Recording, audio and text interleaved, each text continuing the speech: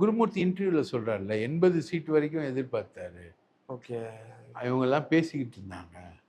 அதுக்கப்புறம் தான் வந்து அது ஃபெயிலியர் ஆனவுடனே தான் இந்த சைட்லாம் பேசிக்கிட்டு இருந்தாங்க. ஓகே.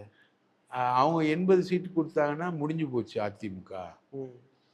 ரைட்டா? அவங்க ஜெயிச்சுட்டு அடுத்த ஃபியூச்சர் ஏடிஎம்கேவா அவங்க வந்துடுவாங்க. அதனால் அவர் யோசிச்சுக்கிட்டு இருந்தார். ஒரு 30 சீட்டு கொடுத்து ஒரு துணை முதல்வர் அப்படின்ற அளவுக்கு கன்வின்ஸ் பண்ணி வச்சுருந்தாங்க. ஓகே. விஜய. ஓகே. அதுவும் இல்லை அப்படின்ற அளவுக்கு போயிடுச்சு. ஓகே.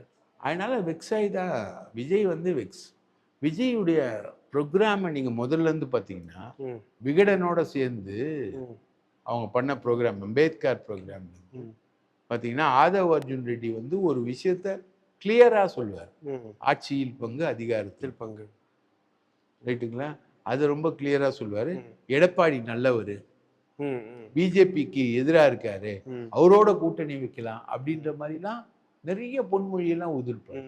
சக்தி தந்திடும் அன்னை டேட்ஸ். அன்னை என்றால் அன்பு, அன்னை டேட்ஸ் என்றால்